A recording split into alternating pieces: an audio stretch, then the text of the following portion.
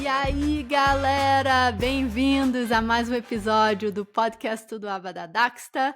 Eu sou a Laila Samp, cofundadora da Daxta e analista do comportamento.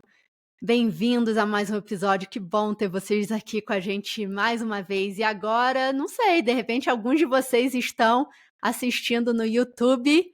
É super novidade, esse é o nosso segundo episódio do YouTube, mas vamos tentar ver se adicionamos alguns outros episódios mesmo que já foram gravados. Mas que bom ter vocês aqui com a gente, seja pelo YouTube, pelo Spotify, Apple Podcast, enfim, onde mais vocês escutam seu podcast. Mas, pessoal, gosto muito desses minutinhos iniciais que a gente consegue fazer um bate-papo. Queria fazer alguns anúncios, algumas atualizações, só para vocês saberem. Se vocês estiverem assistindo o podcast hoje, no dia 12 de fevereiro, quando o podcast foi lançado, amanhã, quinta-feira, dia 13, a gente vai ter um dos maiores nomes da análise de comportamento aplicada com a gente, o Dr. Tim Vollmer. Ele é professor da Universidade da Flórida. Nossa, ele já ganhou muitos prêmios. Ele já foi editor-chefe do Journal of Applied Behavior Analysis. Já publicou mais de 200 artigos e livros, várias premiações. Ele vai estar dando uma palestra para a gente na Daxta Ilimitada sobre os obstáculos que a gente encontra na nossa intervenção e como que a gente pode ultrapassar esses obstáculos. A gente vai ter oportunidade de fazer perguntas no final. Então, o que a gente está tentando fazer na Daxta Ilimitada é trazer esses tópicos super importantes, esses analistas de comportamento incrível para a gente continuar aprendendo junto, aprimorando junto e trabalhando nessa educação continuada. Além disso, quem segue a gente no Instagram da Daxta Brasil deve ter visto que essa semana eu fiz um post, na verdade um stories, sobre possivelmente, queria saber se vocês tinham interesse da gente fazer um workshop sobre gráficos, né? Sobre como que a gente pode construir gráficos, que gráficos que a gente pode considerar usar, de repente até entrar um pouquinho sobre como que a gente pode olhar esses dados, né? Eu acabei dando uma aula de pós-graduação já tem alguns anos e acabei fazendo um workshop, mas já tem, eu acho que pelo menos 4 anos que isso aconteceu e foi super legal. E eu estava numa supervisão e a gente estava batendo papo sobre esse tópico. Falei, putz, acho que talvez seria legal a gente fazer esse outro workshop. E, poxa, muita gente ficou muito animada. Então, estou tentando planejar para o início de abril. Vou mantendo vocês atualizados por aqui e pelo nosso Instagram. Então, fiquem de olho, que acho que vai ser super legal. Acho que a gente pegar um sábado e passa o dia juntos, falando sobre dados e gráficos e etc. Legal. E aí, a última coisa, antes de entrar nesse episódio incrível, é que nos dias 28 e 29 de junho de 2025, desse ano mesmo, a gente vai ter mais uma edição do Construindo Aba, em parceria com a Daxta, em Americana, São Paulo. De novo, 28 e 29 de junho, vai ser sobre o tópico supervisão e liderança. Quem for da área, terapeuta, coordenador, supervisor, tenho certeza que vai trazer muita informação incrível. Vão ter palestrantes incríveis, nacionais, internacionais, Estados Unidos, Canadá e Brasil. Então não percam, se vocês tiverem interesse, é só ir em construindoaba.com.br e a gente se vê em Americana. E, galera, eu espero que vocês aproveitem muito, muito, muito esse episódio com uma pessoa muito, muito querida, que é a doutora Cíntia Pérez Duarte, num tópico super inovador, honestamente. Então, a gente está falando de formas diferentes que a gente pode avaliar se o cliente está satisfeito durante a sessão, qual que é a validade social, fazendo medidas fisiológicas, utilizando medidas fisiológicas. Então, aproveitem muito. Se vocês tiverem feedback, sugestões, manda pra gente e a gente se fala. Aproveitem. Lembrando que esse episódio tem crédito de educação continuada. Para você receber o crédito é só ir em courses.daxa.com. Ele já está incluso com a assinatura da Daxta Ilimitada.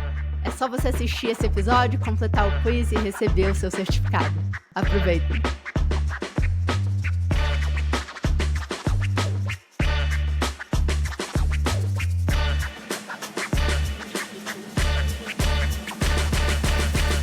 E aí, galera! Bem-vindos a mais um episódio do Tudo Aba Podcast da Daxta, onde discutimos artigos científicos e temos conversas relevantes de tópicos sobre a prática da análise do comportamento aplicada. E eu sou a Laila Sampa, analista do comportamento e cofundadora da Daxta, e hoje conosco, mais uma vez novamente, aquela que vocês sentiram muita saudade.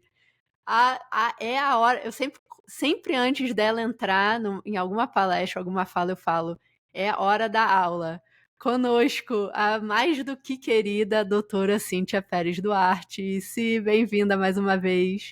Oi, eu de novo, terceira vez, já tô super à vontade, me sentindo em casa.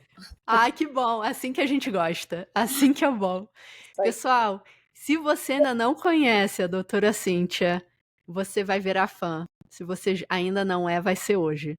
Ela é psicóloga, BCBA, QBA, mestre e doutora em distúrbios do desenvolvimento pela Universidade Presbiteriana Mackenzie, sócia fundadora e diretora da Nexo Intervenção Comportamental e coordenadora do curso de pós-graduação em análise do comportamento aplicada ao autismo e outros distúrbios do desenvolvimento no NEP Neuro e uma super expert em intervenções alimentares. Não falei transtorno alimentar, Se. Temos evoluções nas nomenclaturas ainda e muitos debates. Isso que é legal, né? Olha, já faz um tempo que eu vim falar a primeira vez sobre alimentação, a ciência não para, novas discussões aparecem e a gente pode trazer as novidades também sobre isso. E hoje entrando num tópico super... Não sei se a gente pode falar inovador. A gente pode falar inovador? Eu acho que nas intervenções em alimentação, sim. Sim.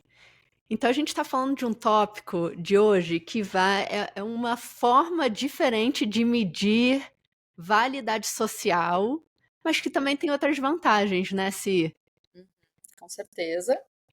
Pensando nas questões alimentares. Então, a ideia hoje, galera, é a gente começar a discutir um pouco sobre um artigo que saiu, que é um estudo piloto, e é um tema que eu já vinha discutindo com o grupo, né? Tem muitas coisas que são interessantes quando a gente está conduzindo uma intervenção alimentar, mas é que é da gente começar a entender, talvez, medidas fisiológicas desses nossos clientes, enquanto eles são submetidos a determinadas intervenções. E por que essas discussões elas acontecem lá no nosso grupo de estudos? Quando a gente começa a entender a literatura de análise do comportamento, entender a leitura voltada para intervenções alimentares, tem muita coisa, mas muita mesmo, publicada sobre procedimentos de extinção, né? De extinção de fuga.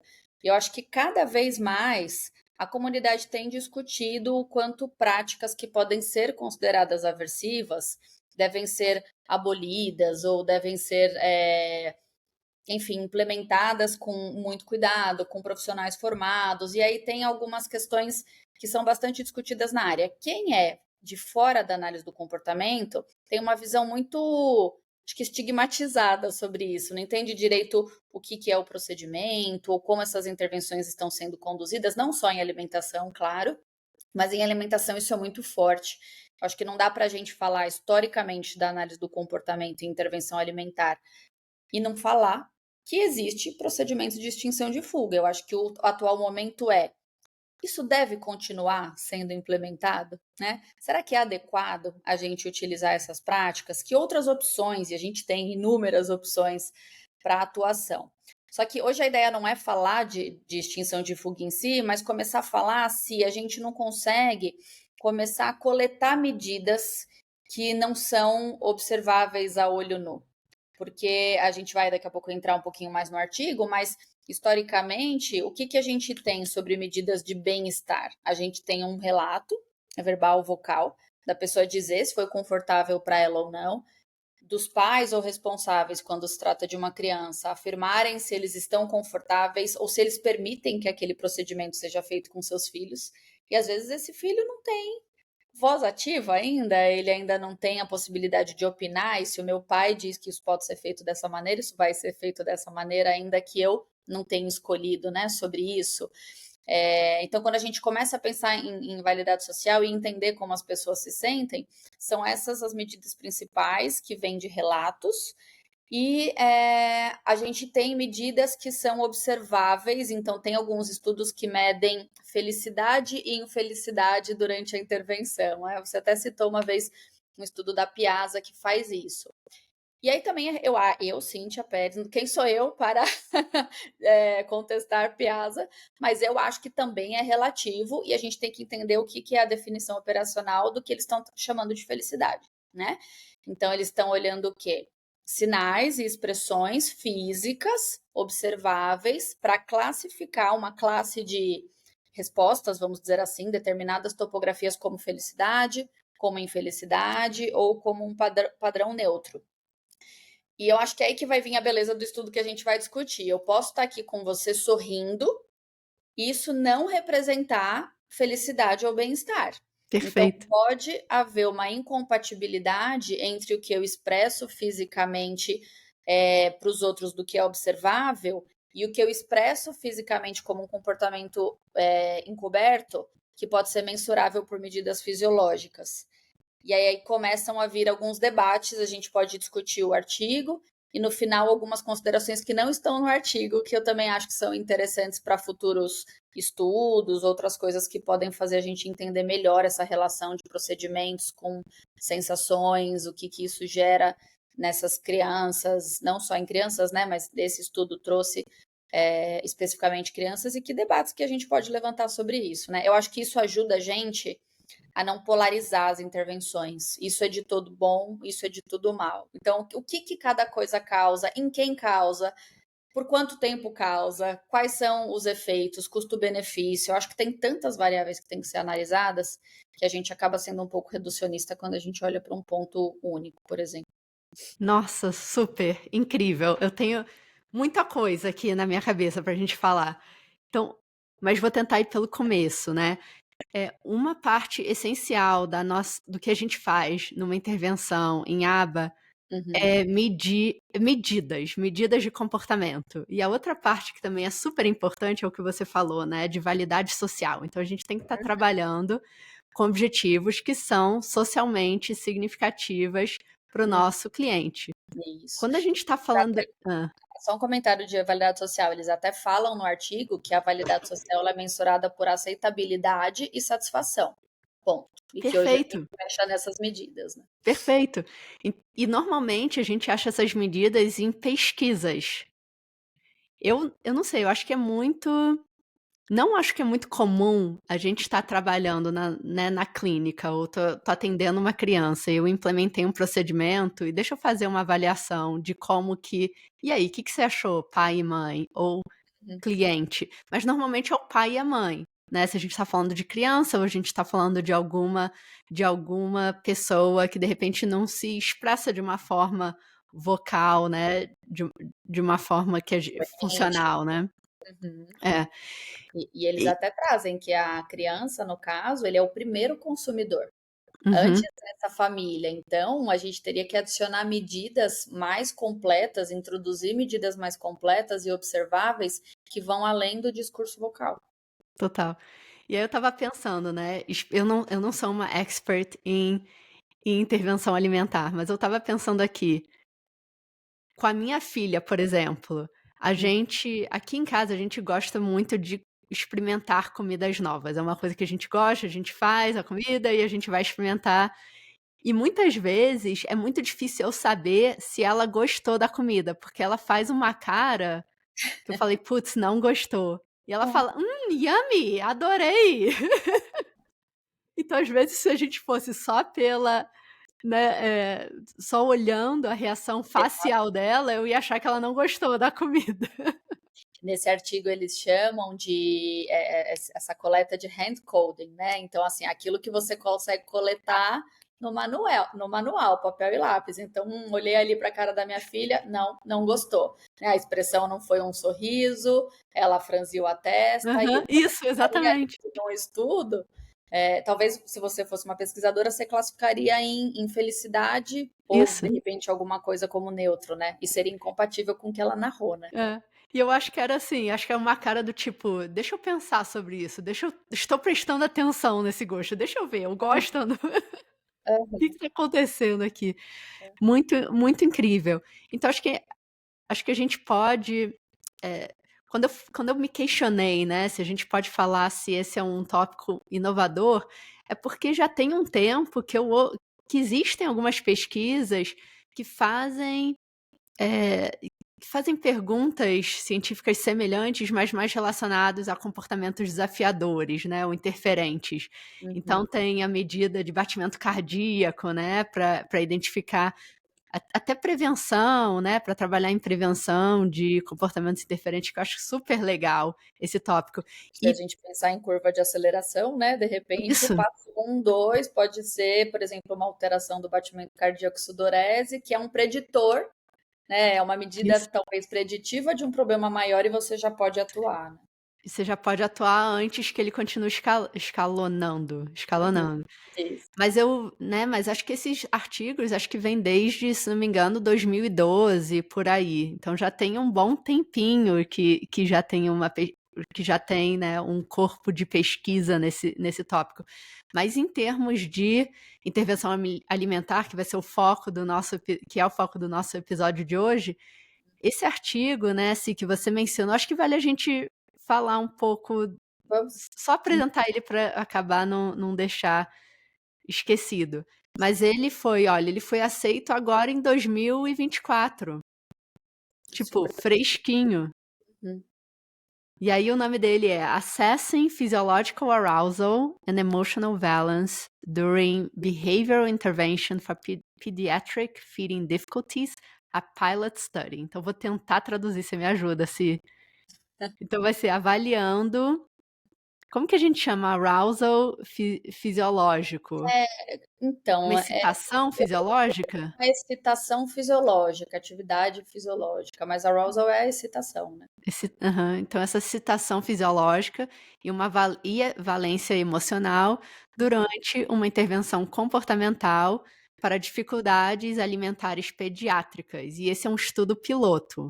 Ou Isso. seja, piloto, estamos aqui iniciando o estudo. Então, o que a gente falar aqui não é lei, né, ainda. É. Mas são dados interessantes.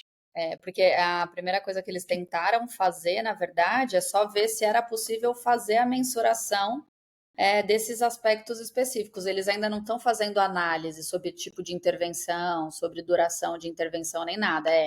Se eu colocar ali, né, um medidor, aí a gente pode ir entrando um pouquinho mais.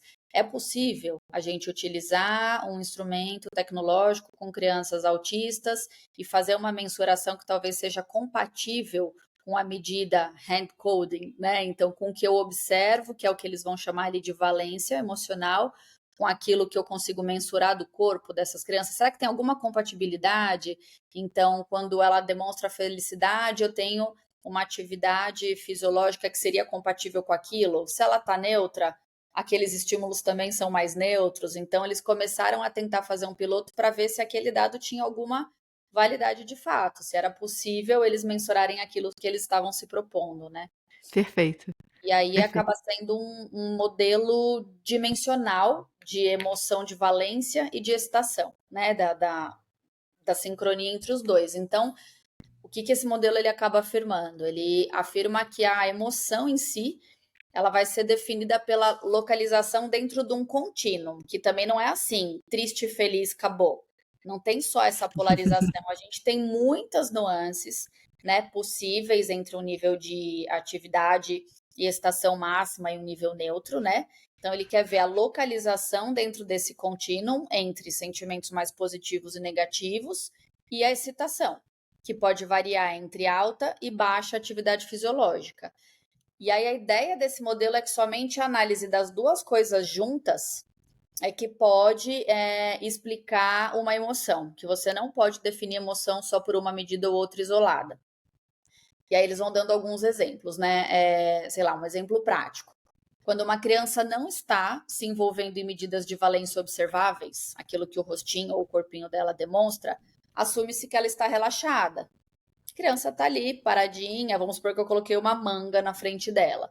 Né? Olha essa manga, que legal, é uma fruta. Ela pode estar ali sentada na mesa olhando para a manga, quietinha, sem empurrar a manga, sem chorar, sem contorcer o rosto, sem abrir um sorriso. então eu posso assumir que ela está relaxada. Mas se as medidas de batimento cardíaco dela nesse momento forem elevadas, por exemplo, que eu não enxergo a olho nu, a Você nunca vai ansiedade vai saber. ser o estado mais provável.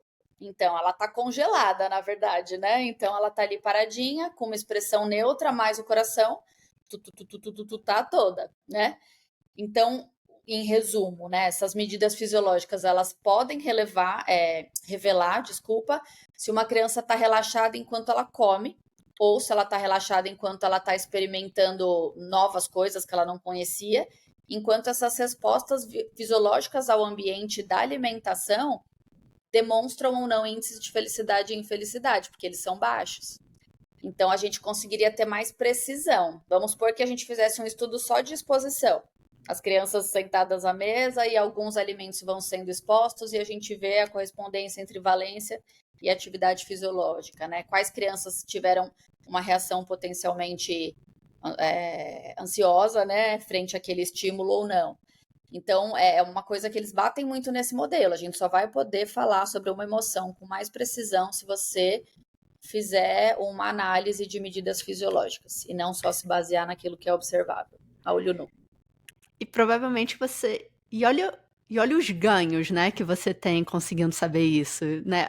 Vai te informar, a tomada de decisão durante aquela intervenção, né? Durante aquela sessão, do tipo, poxa, eu tô vendo que o batimento cardíaco tá alto. Provavelmente não vai ser a hora de eu inserir um alimento novo para ela. Provavelmente não vai ser o caso, né? E como Ou é que a a hora gente. de associar uma técnica de relaxamento De junto. relaxamento. Perfeito. Perfeito.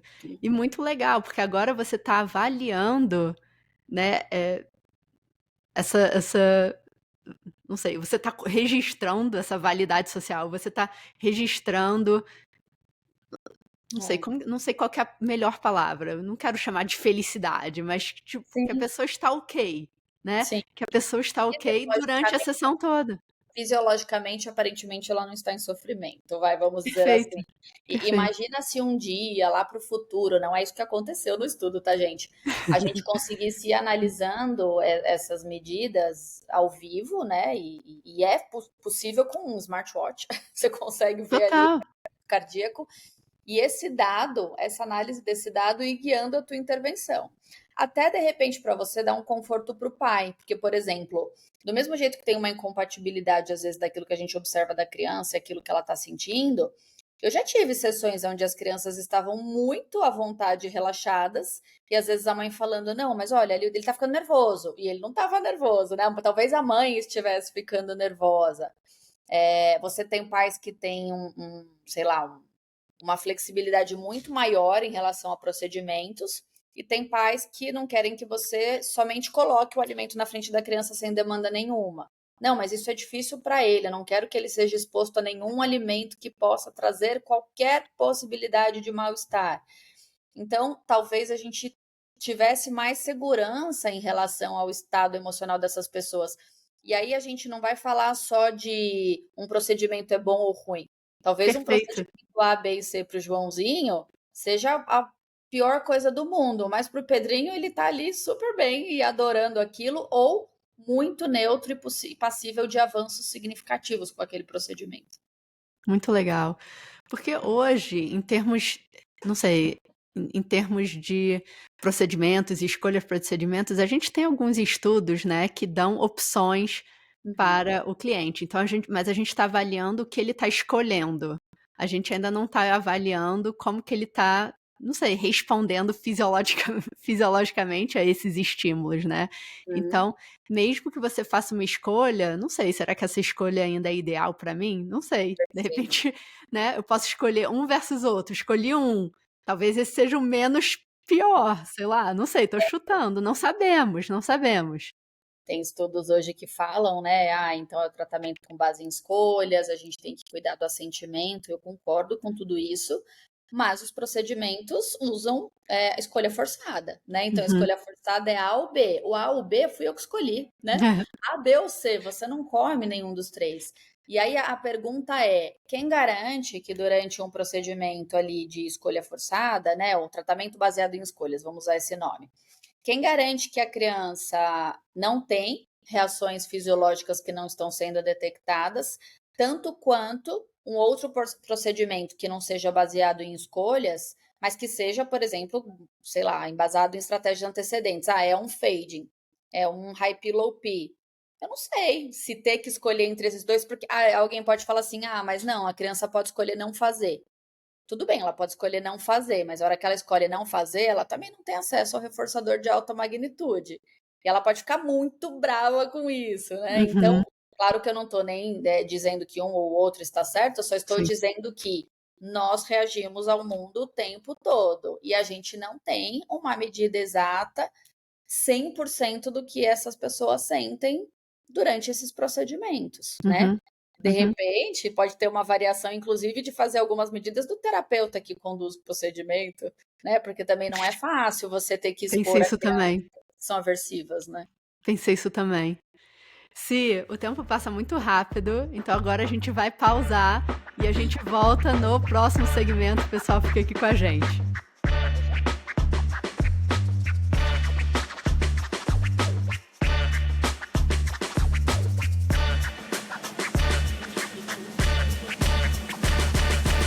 Voltamos nesse nosso segundo segmento com a querida doutora Cíntia Pérez Duarte, revisando agora esse estudo super interessante sobre excitamento fisiológico e valência emocional durante intervenção comportamental específico para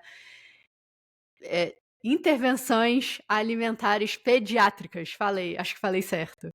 E esse artigo eu acabei não falando antes, mas ele foi, né, ele foi escrito pelos autores Laura Phipps, Walker Ars, Seth Walker e James Geringer. Espero que eu esteja falando certo o nome deles. Tudo bem, depois todo mundo pode ler os nominhos lá. Perfeito. E a gente bota a referência já vai estar aqui na descrição do episódio. Se eu não me E ele engano, foi publicado no Mental Health Science, né? Então é um jornal que é muito fora, né, da analista análise comportamental. também É, muito legal. legal. Bacana. E eu acho que isso é legal, né? Cada vez mais a gente tem que discutir com a comunidade de analistas do comportamento para ampliar os horizontes com outras ciências e outras possibilidades, né? Para a gente Total. refinar as nossas pesquisas. A gente fala bastante sobre análise do comportamento e neurociência. Eu sou super a favor disso.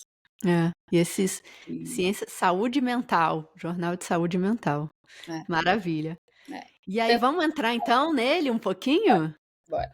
Então, eles tiveram como um objetivo principal aí avaliar a viabilidade mesmo de registrar essa excitação fisiológica e a valência emocional simultaneamente em crianças que estejam sendo submetidas a intervenções comportamentais para distúrbios alimentares ali pediátricos. E assim, quando a gente fala em medidas fisiológicas, tem várias possíveis. As que eles selecionaram para esse estudo foi o nível de condutância da pele, né, que tem a ver com o suor, a temperatura da pele do corpo, a frequência cardíaca e a variabilidade dessa frequência cardíaca, isso na medida fisiológica de excitação, e por outro lado, os índices de felicidade e infelicidade, ou nenhum dos dois, que eram as medidas de valência emocional. Tá? Uhum. Então, sempre nesses estudos, esses participantes eles passam por uma equipe antes interdisciplinar, que validam a participação, eles garantiram que essas crianças não tinham, por exemplo, disfagia, e aí eles entram em sistemas intensivos específicos. Se eu não me engano, esse artigo é do MMI, em Nebraska, do Murrow Meyer Institute. Eles têm É lá isso o day mesmo. treatment, é isso mesmo, né? Eles têm o day treatment, que a criança fica o dia todo e tem vários blocos de sessões voltados para alimentação. Então, foram participantes de 4 a 14 anos, tinham tanto meninos como meninas nesse estudo, e eles têm todo um sistema para essa coleta de dados, né? Pesquisador principal, pesquisador assistente, tem protocolos de intervenções específicas. Acho que não vai valer a gente destrinchar aqui, mas cada criança tem um pacote de intervenção individualizada. Então, por exemplo, enquanto uma criança tinha um pacote que envolvia enriquecimento ambiental, fading e reforçamento diferencial, a outra talvez foi submetida a reforçamento diferencial, extinção de fuga, E Manipulações ouvir, por exemplo. antecedentes, né? Isso. E aí tem um quadro nesse artigo que ele vai mostrando qual foi o pacote de intervenção selecionado para cada uma dessas crianças, tá? Algumas variáveis que eles até colocam nas discussões. Cada uma iniciou no estudo de medidas fisiológicas em um momento da intervenção. Então, talvez um estivesse ali na 13ª sessão já de intervenção, quando eles começaram a fazer as medidas fisiológicas, o que, claro, pode interferir nos resultados. Teve mais felicidade do que infelicidade, porque talvez ele já passou por um processo de habituação.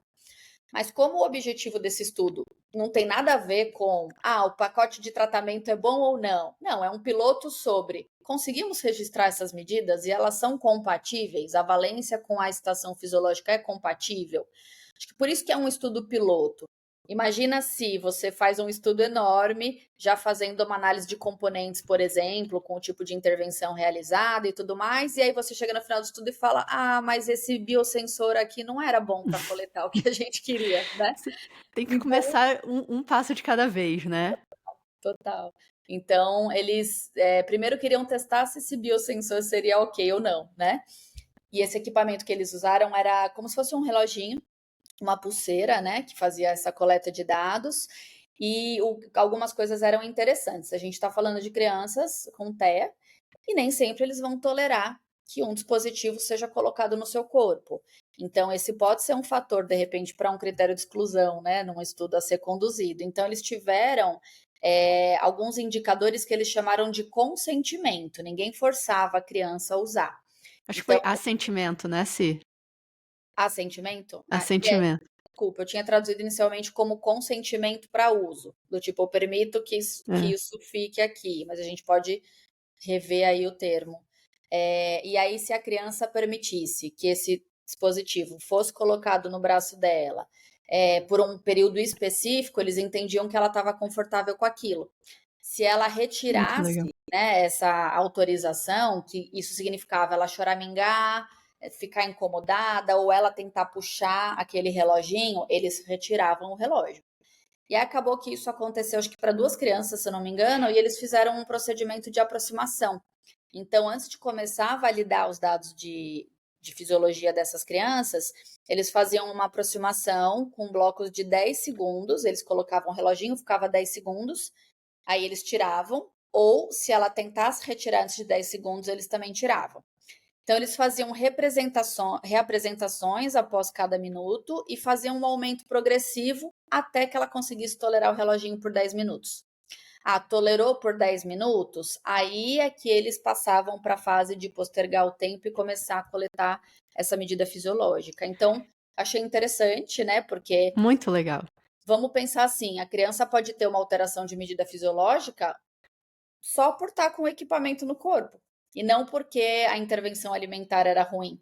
Uhum. Era difícil para ela, do tipo, ficar com o reloginho me dispara mais o coração do que Uhum. ter que lidar com um alimento que eu não estou acostumado, né? E aí teve um garotinho, se eu não me engano foi só um, que eles colocaram no tornozelo, que ele não aceitou no pulso, mas aí eles colocaram um dispositivo no tornozelo de maneira que conseguisse ficar com os mesmos critérios, né? Tinha um biosensor que tinha que ficar de um lado específico, numa posição específica, e eles conseguiram extrair essas informações da mesma maneira, E tá? ele ficou bem. E ele ficou bem, né? Ele Eu achei aceitou. muito legal essa parte. Acho que ainda mais. Não quero sair muito do tópico, mas eu achei muito legal, um exemplo muito legal de como. Eu acho que tem uma conversa grande, né, sobre assentimento, né, e o nosso cliente poder remover o assentimento, e é super importante isso. Mas isso também não significa, né, que a gente não está tentando ensinar alguma coisa, né? Eu tô levando para um outro caminho. Então, Isso. assim, o nosso cliente não der assentimento, acho que é um dado para a gente falar, então tá, calma, isso não funcionou. O que que a gente pode fazer para Sim, funcionar e para ser legal para ele, para ser uma coisa agradável?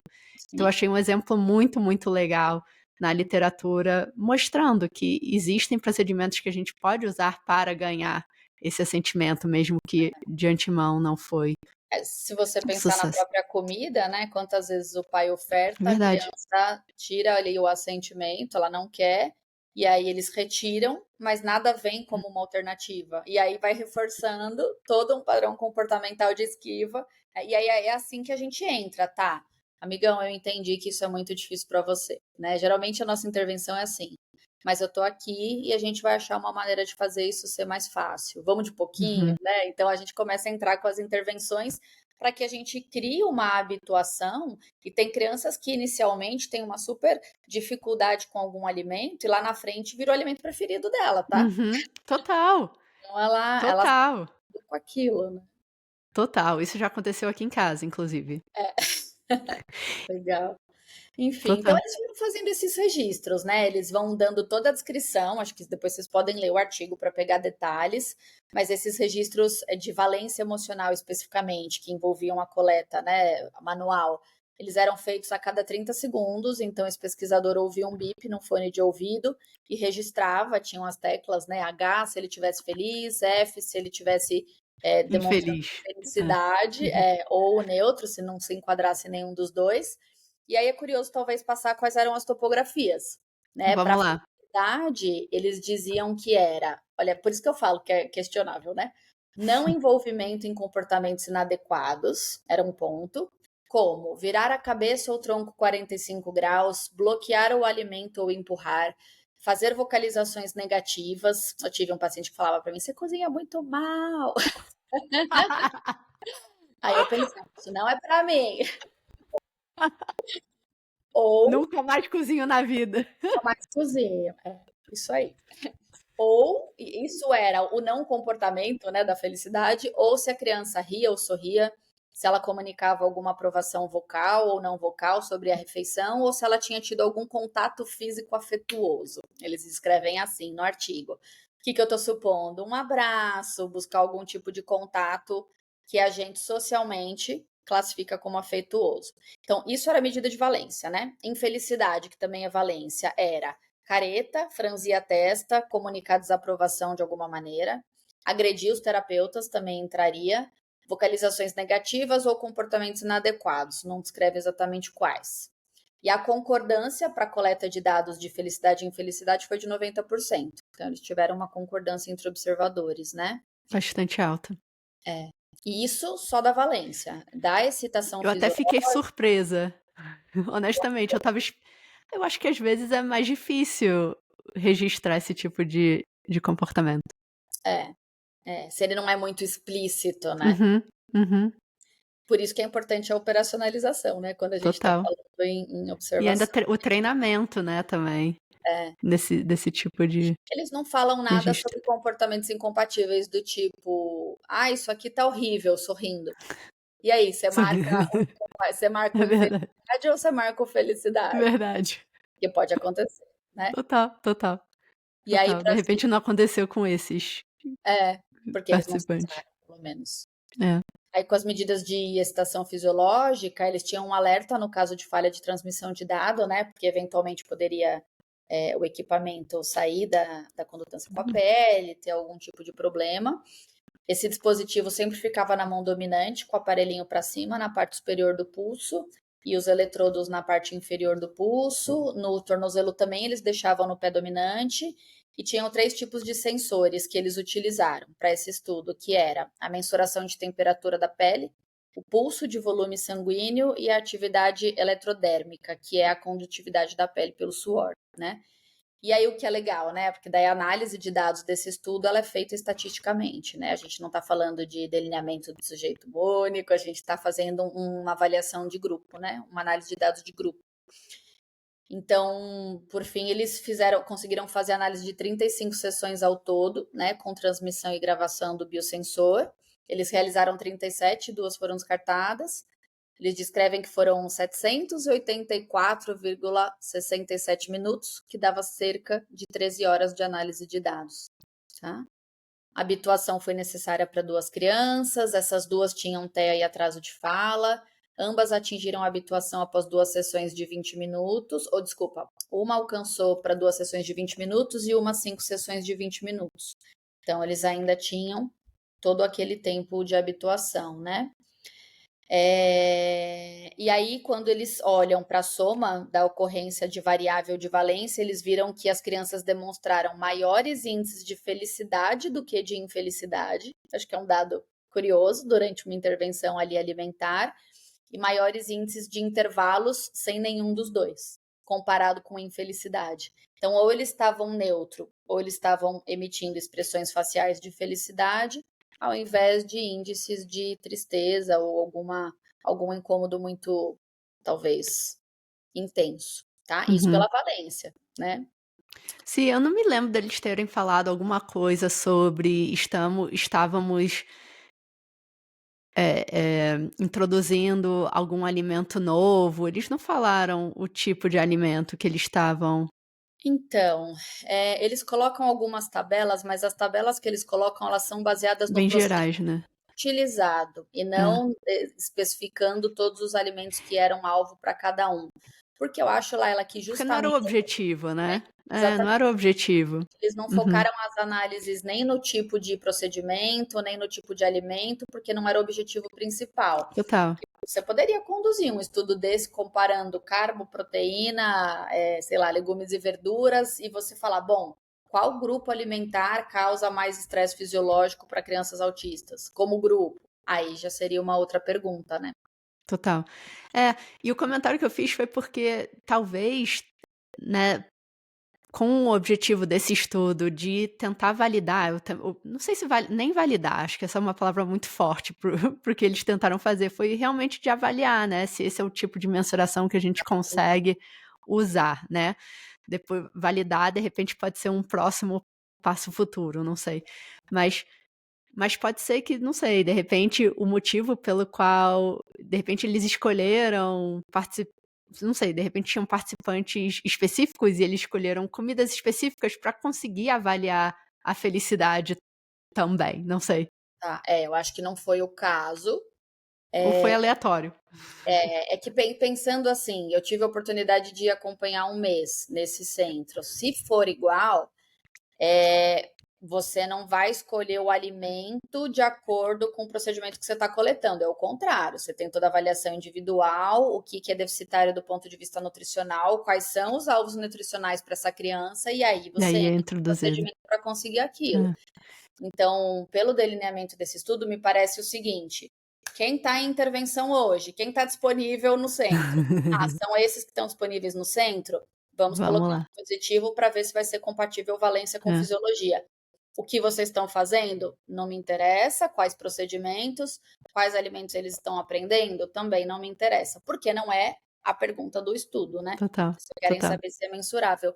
E eles vão mostrando que sim, porque eles encontram diferença significativa, né, do ponto de vista estatístico de médias entre as medidas fisiológicas, exceto o pulso de volume sanguíneo. Então, talvez nem toda medida fisiológica seja sensível para essa coleta nesse tipo de intervenção. Perfeito.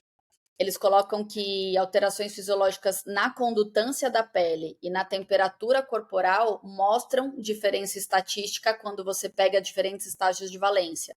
Ah, então se eu tenho um estágio de valência de infelicidade, eu tenho médias de temperatura corporal e condutância diferentes daquelas que eu encontrei quando eu estou num estado de felicidade. Isso é bom para o estudo. Então, assim, opa, então isso mostra que tem uma correspondência.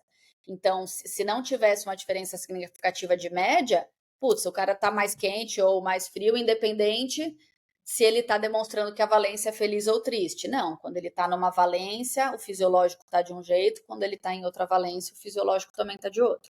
Então, eles Perfeito. começam a entender que aquilo pode ser viável para coleta de dado, né?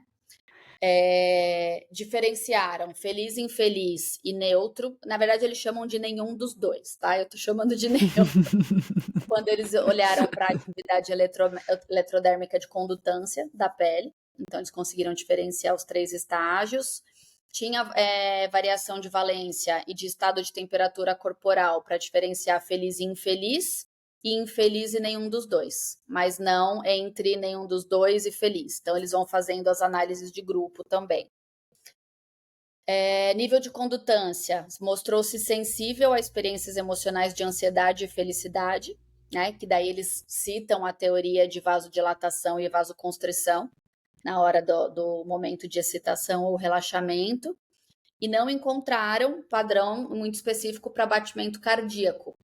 E estudos anteriores descreveram como sendo a medida mais variável entre todas. Isso é interessante.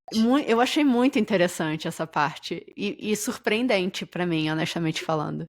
Porque normalmente nos estudos específicos para comportamentos interferentes, esse, pelo que eu entendo, é um dos principais, né, mensurações que estão sendo feitas. Aí tem variáveis intervenientes, que a gente não sabe quais são. Por exemplo, será que se eu já estou sendo exposta a 20 sessões de intervenção, e aí começa um estudo de medida de valência e fisiologia na sessão 20, será que eu tenho a mesma reação em relação ao batimento cardíaco quando eu olhar os novos alimentos do que eu tive lá atrás? Eu espero que não. Porque eu estou trabalhando com habituação, eu estou ensinando técnica de relaxamento, porque esse é um dos gatilhos, por exemplo, de um ataque de pânico, né? O coração começa a disparar. Nossa, eu vou ter um ataque. E aí, se meu coração começa a disparar, eu já não estou bombeando meu sangue direito, isso já afeta a minha respiração e você começa a ter um efeito em cascata. Então, a gente sabe que a gente consegue controlar medidas fisiológicas, por exemplo, com técnicas de relaxamento.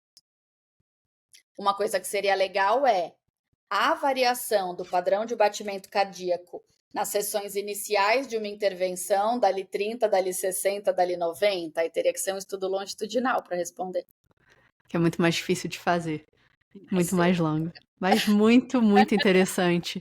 Seria legal. Sim, vamos fazer um super resumo antes da gente ir para o último segmento? Então, acho que, né, é um estudo que você super deu um resumo muito legal, que foi avaliando de novo, né, essa excitação fisiológica que foi feita por meio de um reloginho, né, uma pulseira, que avaliou algumas medidas diferentes fisiológicas, incluindo batimento cardíaco, temperatura da pele, e aí, ao mesmo tempo, a gente está comparando com essa valência emocional que a gente está ali mensurando se feliz, não feliz, ou nenhum dos dois, nenhum nem outro. E o que a gente está vendo é que algumas medidas super conseguimos, né, usar, a gente viu esse match, essa correspondência, algumas nem tanto, né, como o batimento cardíaco, mas vai valer um super, nos dá já uma informação inicial para ter uma super conversa no próximo segmento. O que você acha? Pode ser. Você quer que eu dou alguns pontos de fechamento e aí no próximo Por favor. As pesquisas? Por favor. Então, acho que pontos principais, né? Uma primeira conclusão que não precisa do estudo. As pesquisas atuais são insuficientes para mensurar a emoção infantil durante intervenções comportamentais para dificuldade alimentar. Bom, então o que a gente tem hoje não é suficiente para a gente garantir que a gente está controlando todas as variáveis da emoção nessas crianças. Acho que os dados fisiológicos podem ser coletados por dispositivos de biosensor, mesmo com crianças. Então, isso é legal. Eles chamam de biosensor vestível, né? Que você põe no corpo. Um outro ponto interessante. Crianças podem assentir o uso desses equipamentos. Perfeito. E isso pode trazer benefícios para a gente, né? Então, se você tiver uma criança que não, né, te dá o assentimento para aquilo, dá para você trabalhar e criar uma habituação. Se eventualmente você não conseguir, aí é um outro caminho, talvez, do não uso, né? E essas associações desses dados fisiológicos, né, com os dados observáveis, eles vão fornecer para a gente evidência de que mudanças que são observadas nesse exterior podem refletir mudanças observadas no interior. Então, eles viram compatibilidade. Apesar da gente não saber 100% o que a criança está sentindo, a gente não está inferindo errado, né? Opa, a criança está demonstrando uma carinha ali, talvez isso seja uma medida de desconforto, mas com os biosensores a gente consegue entender melhor quais. E acho que o resto a gente pode falar no próximo. Então a gente já volta no próximo segmento e de repente, não sei se vocês sabem disso, mas a Cia é uma super cantora. De repente, de repente, no final do episódio, ela vai dar uma palhinha pra gente de talvez Whitney Houston. A gente já volta, pessoal.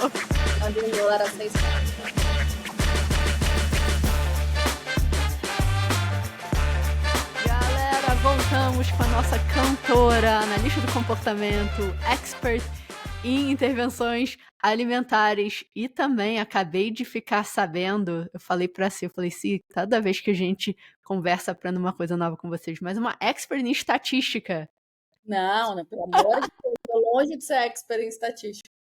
Consigo ler o básico, ser minimamente enganada, para não ser minimamente enganada. Que bom, que bom. É um bom lugar para se estar. O quanto é importante a gente conhecer e estudar, aconselho. Total. Si, caramba, olha, já entramos nesse conceito, né, de excitação fisiológica e valência emocional. Acho que estamos super bem na fita. Você fez uma super revisão desse estudo piloto. E eu adorei como que você finalizou, né, o segmento passado com aqueles pontos principais. Acho que, de repente, esse último segmento a gente pode falar, tá, e aí? Agora a gente tem esse resultado. De repente pode ser, acho que é importante falar mais uma vez que isso é um estudo piloto, então vai ser interessante ver onde que a literatura continua, né, nesse tipo de estudo, mas acho que dá para conversar sobre quais são as implicações para a nossa prática. Sim, certamente eles já devem estar conduzindo no MMI novos estudos já com outros problemas de pesquisa, né? Imagino eu.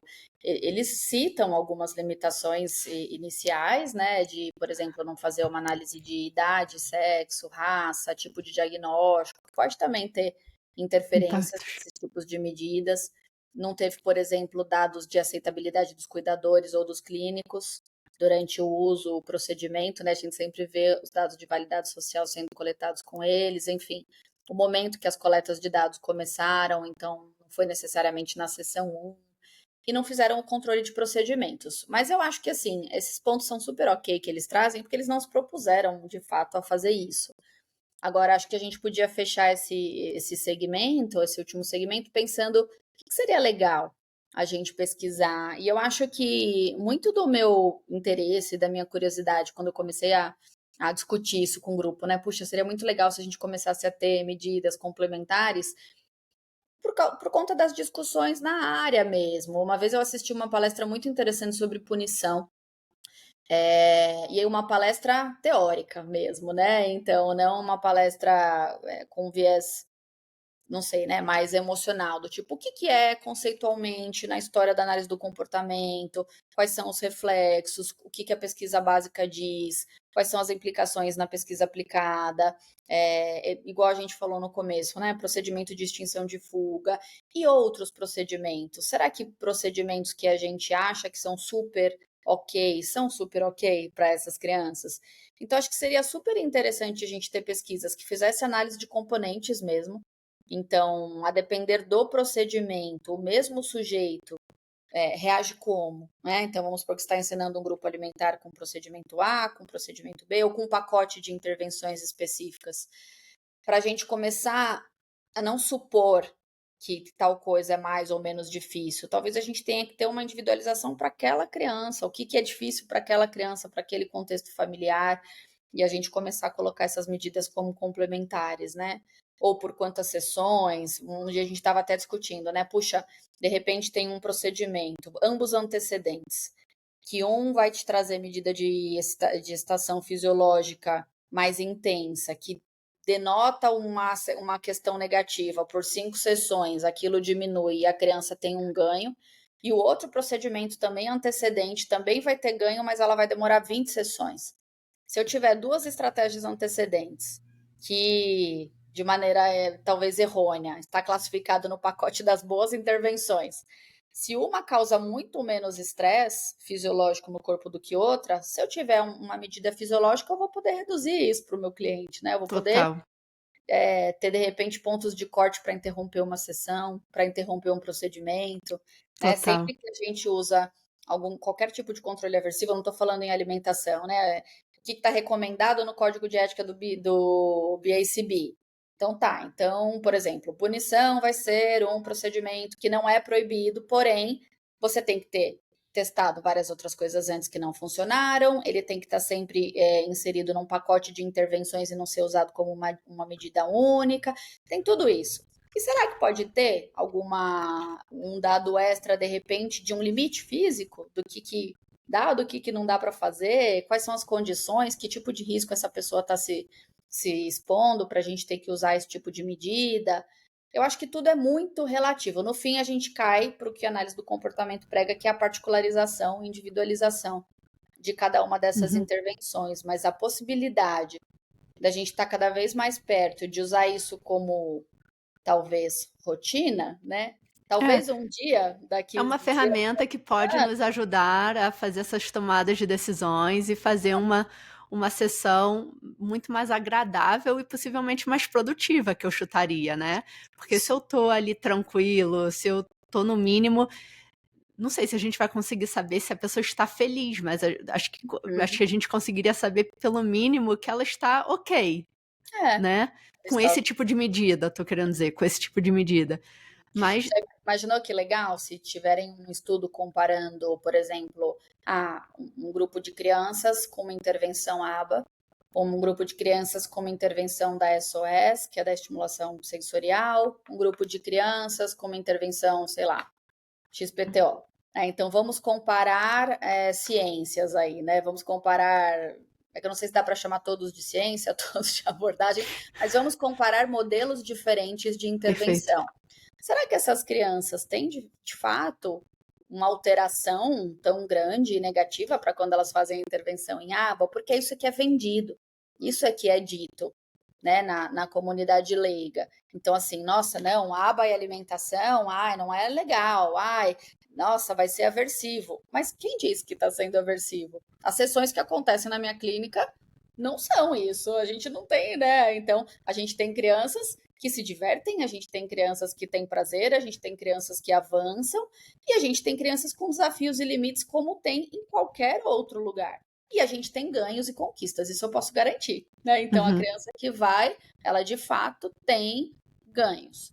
E a gente quer cada vez mais que esses ganhos estejam sempre associados a níveis mais baixos de desconforto É, possível. E tendo uma criança com distúrbio alimentar pediátrico ou com TARI, por exemplo, né? Hoje não vai ser o dia da gente diferenciar termos. Caramba, já tem uma dificuldade, entendeu? Então não é que não é porque ela está ali numa intervenção em análise do comportamento que vai ser aversivo. O aversivo é comer.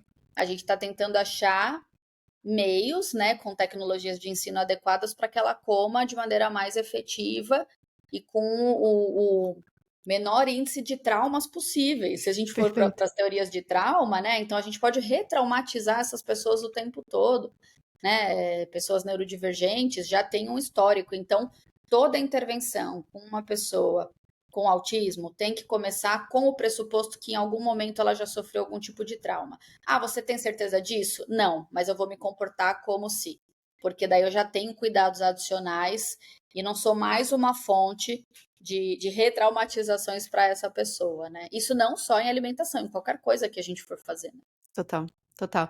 Quando você vê a estatística, eu não tô com ela agora, mas eu gravei tem um podcast com a Paulinha Braga Canyon, a doutora Paula Braga Canyon, que a gente trouxe alguma dessas estatísticas e é exatamente isso. Acho que a gente precisa assumir que essa pessoa já passou por algum tipo de trauma. Exato. Se eu queria fazer só um parêntesezinho rapidinho, porque eu sei que a gente falou um pouco sobre punição antes, só para o pessoal que de repente às vezes tem pais ouvindo podcast, eu sei que são muitos profissionais, mas só para falar, gente, que na análise de comportamento aplicada, quando a gente fala punição, é um procedimento de redução de comportamento. Então a gente não está, né, sendo agressivo, a gente é só significa acho que de repente a gente, como comunidade, devia achar um novo termo Nome para melhor, um né? nome melhor. Inclusive na Porque, palestra. porque soa ruim, né? Punição. Mas punição nada mais é, né? Quando a gente está adicionando ou removendo algum estímulo depois de do comportamento ocorrer e e a gente observa essa redução de comportamento. Nada mais é do que isso. Só para a gente clarificar, não ter nenhuma dúvida O aqui. reforço aumenta a probabilidade, a punição reduz, mas o reforço mal utilizado pode ser muito prejudicial, tanto quanto Total. punição. Então, É. a gente vai para a questão mesmo técnica, a gente vê que tem muitas nuances, né? Total, total. Se muito legal esse tópico entrar, né, que você entrou, né? E eu acho que super importante. O nosso objetivo na intervenção ABA é aumentar a qualidade de vida né, das pessoas que a gente está trabalhando. Muito importante, a gente começou o episódio um pouco falando sobre a importância de mensuração de comportamentos, e aí depois a gente entrou nessa parte de validade social. É muito comum a gente ler artigos que trazem validade social. É muito, muito comum. Voltando assim para o primeiro segmento, né? Que a gente, e normalmente essa medida de validade social normalmente é feita com os pais da pessoa recebendo aquele procedimento.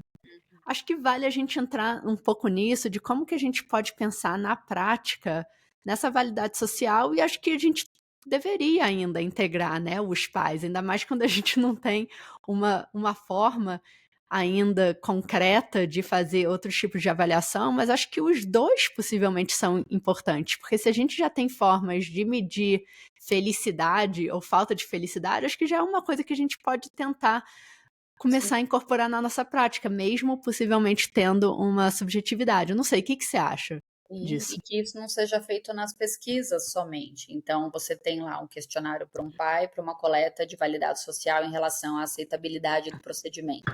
Isso é uma coisa.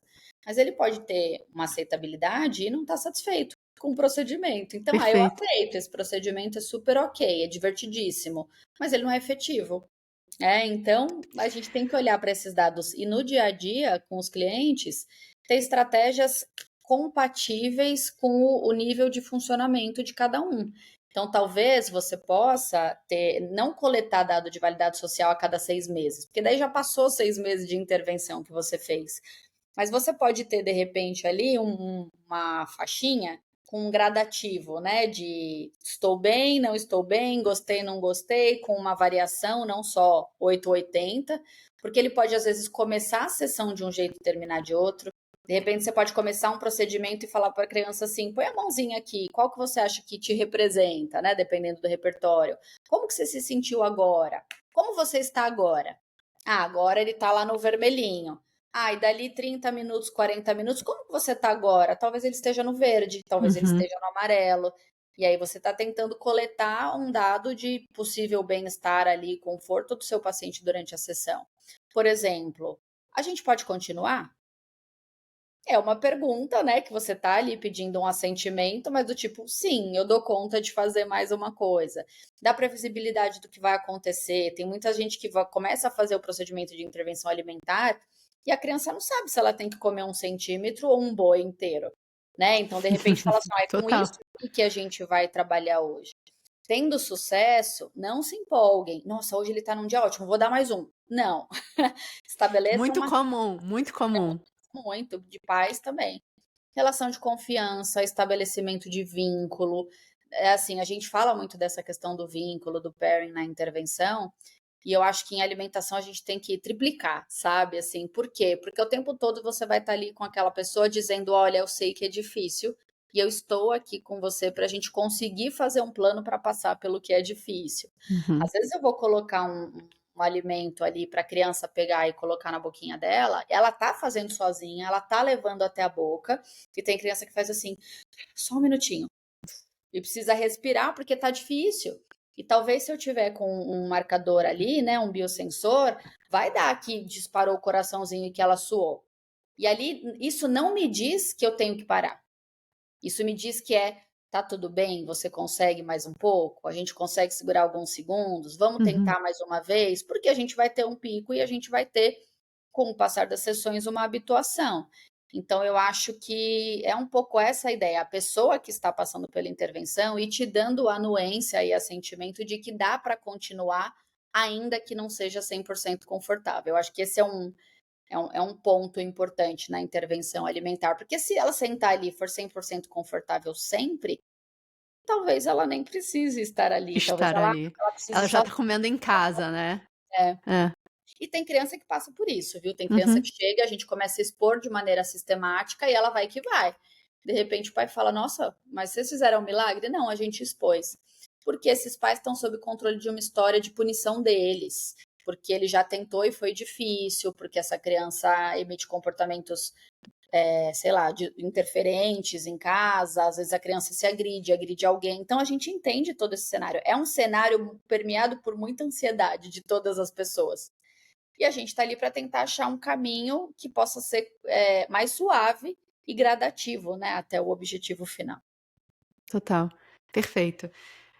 Então, se ouvindo o que você está falando, acho que algumas, né, na prática, né, no nosso dia a dia, o que que a gente pode fazer? A gente pode estar ali constantemente avaliando se o nosso procedimento, se a nossa sessão está ok. Às Uhum. vezes vai ser perguntando para eles, às vezes vai ser, mostra aqui o número, né? No médico sempre tem o número de dor. Como que você tá? De 1 a 10, né?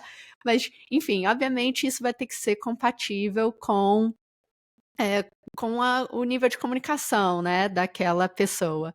Mas ao Sim. mesmo tempo é importante, né, se a gente está falando de crianças especificamente, é, ter essa, Uhum. né, fazer a mesma coisa com os pais, né, e acho que vale a pena pensar qual tipo de pergunta que eu estou fazendo para entender o que eu tô... Primeiro assim, o que eu quero avaliar, Uhum. baseado no que eu quero avaliar, quais são as perguntas que eu, É, né, devia fazer. E aí acho que ainda vale um outro passo, que é, deixa eu ver se essas perguntas vão responder o que realmente eu quero avaliar. Porque sim. você trouxe um ponto super interessante que eu achei, né? De repente eu posso preencher aquele questionário e o questionário deu maravilhoso, mas será que eu fiz as perguntas certas? Então, assim, de repente, assim, o, você está satisfeito com, não sei, com o número de alimentos que o seu filho agora está comendo? Sim.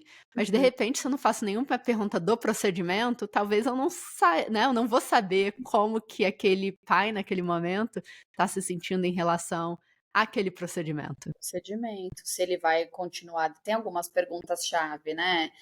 Você se sente confortável com o procedimento? Você acha que na ausência da equipe esse procedimento é possível de ser aplicado por você? Você tem rede de apoio para conseguir implementar determinados procedimentos? Tem tantas coisas que a gente pode considerar, né? Mas eu acho que a gente ainda tem que tomar cuidado com o contrário, sabe? Da gente atingir uma satisfação total dos pais em relação ao que está sendo feito, mas às vezes o que está sendo feito não é efetivo. E a gente Uhum, vê isso em alguns locais, uhum. né? Do tipo, não, tá tudo bem, tá respeitando, né? Aquela ideia de vamos de pouquinho, o espaço está sendo cuidado, e a criança está há 6 anos em intervenção e come 2 itens. Mas tudo bem, ninguém está fazendo nada que possa deixar ela desconfortável. Eu acho que a gente tem que casar entre lidar com situações desconfortáveis, ainda assim com o assentimento dessas pessoas e com a participação ativa dela. Né? Nem Perfeito. tudo que a gente faz é hiper agradável. Eu vou tirar sangue. Eu não acho que é a coisa mais maravilhosa do mundo. Eu não tenho grandes problemas com isso, não desmaio, mas a hora que ela fala para mim, posso? Eu falo, pode, mas eu sei que vai doer, né? A hora que ela enfia a agulha, tá tudo bem? Ela sempre pergunta, eu falo, tá ótimo. Não tá ótimo. Naquele momento, com certeza, minha pressão arterial ali mudou, minha Só respiração de mudou. você falar, eu suei, porque eu já tive problema, eu Olha tinha aí, muita dificuldade. Só de você falar, minha mão começou a suar. claro que eu tô fazendo uma analogia aqui, meio, né, agulha e tal, não é o Sim, que a gente sim, faz, sim. mas assim, eu quero dar um exemplo de, poxa, essa situação não é confortável para mim, né? Eu vou Mas eu fazer um exame de preciso. sangue, um exame íntimo, X, né? Olha, eu posso? Pode. Mas isso não significa que eu estou 100% confortável, É, mas isso está dentro do que eu consigo tolerar e eu sei que isso vai dar certo, né? Eu acho que é um é. pouco disso, né? Preciso ir pra aula de física. Au Aí não tolero, não. Aí é, prefiro tirar sangue. Não, mas não é? Eu preciso ir pra lá pra escola, eu preciso ir pra escola estudar, preciso aprender isso pra... Mas acho que passou a ideia, né? Tipo, preciso comer, é importante que você se alimente, né? Se você não se alimenta, vai ter danos muito grandes para sua saúde, né? O pessoal tá ali porque isso é É muito importante para sua sobrevivência. saúde, sobrevivência. Então Né? a gente precisa se alimentar. Faz 100% de sentido. E acho que é legal, acho que é importante trazer. Por exemplo, Laila. Fala de Dentista, novo? dentista Dentista. é Pois um exemplo. é. para Dentista é um exemplo muito bom. educação. Muito bom esse exemplo. E assim, acho que uma coisa para o pessoal ouvindo, né, obviamente quando a gente está falando de intervenções alimentares, provavelmente a gente vai querer fazer uma análise bem diferente se a gente está ensinando algum outro tipo de habilidade, né. Uhum, Então acho que é importante notar isso, acho que a gente teria uma conversa talvez um pouco diferente, né, porque se a gente está ali ensinando uma criança a brincar, uma criança a imitar, a gente quer que seja divertido, a gente quer que seja e a gente não quer que seja desconfortável, sim, e a gente quer ver os seja sinais claro. totais de felicidade. É, total. Tem Se ficava vamos fazer um resumão ou tem alguma outra coisa final? O que que você acha? não, podemos resumir. Não? É? Então, pessoal, acho que o resumo é, poxa, que legal a gente. Eu sempre acho muito legal quando a gente conversa sobre tópicos novos, né, que podem nos ajudar a fazer um trabalho melhor ainda. Esse que é o legal da nossa ciência, esse é o legal da gente estar nessa área, que a gente sempre está atento para o que tem de novidade, como que a gente pode aprimorar, né, a nossa prática no Hum, dia a dia e fazer um tratamento com mais, enfim, com mais qualidade e que seja melhor para todos, né. Então, nesse caso, de novo, a gente discutiu a ideia de usar essas medidas fisiológicas, de excitação fisiológicas, de valências emocionais específicas para intervenções, né, alimentares e como que isso pode impactar, né, é uma medida que a gente está ali vendo. Poxa, durante a sessão possivelmente, né, como que o cliente está lidando com aquele tipo de intervenção e poder tomar decisões apropriadas, né. Ainda tem muita pesquisa, né, se pela frente, que vai ser muito legal ver como que continua esse processo e de repente a gente vai ter que voltar mais em um dia no futuro, espero que em breve, quando a gente tenha mais e mais pesquisa, que de repente a gente está começando a incorporar na nossa prática do dia a dia, é né. isso. Nesse caso foi uma pulseira, né, relativamente uma coisa simples que Hum, rapidamente a habituação já ocorreu, né, com os participantes. Então, não sei se foi um resumo dos resumos dos resumos, mas tem algum ponto específico, se acha importante a gente falar antes de finalizar? acho que a gente não tenha falado, acho que não, eu acho que um ponto é que por mais que nós sejamos interessados e super engajados em coletar dados e em tentar controlar todas as variáveis, eu acho que tem muitas coisas que a gente ainda não acessa, né? Então a gente precisa ter esse pensamento de entendendo novas tecnologias e como que a gente consegue fazer a integração disso nas nossas intervenções para elas serem cada vez mais efetivas, né? Perfeito. Se Uhum. mais uma vez, pela terceira vez e não última vez, muito obrigada. Próxima data. É. Muito obrigada por estar aqui com a gente, mais uma vez esbanjando conhecimento, ens compartilhando muito conhecimento. Poxa, brigadão, de verdade, Eu por que você ter agradeço, vindo. Laila, de novo a confiança, a abertura. Para mim é sempre um prazer vir. Estar com você é sempre um prazer. Ah, E igualmente. trazendo coisas que eu venho estudando também, né? Que não domino 100%, vi, achei interessante, uma coisa nova, e que a gente continue fazendo isso e levando aí para todo mundo mais informação, pelo menos para dar uma picadinha da curiosidade e eles irem buscar também, assim como eu. Perfeito.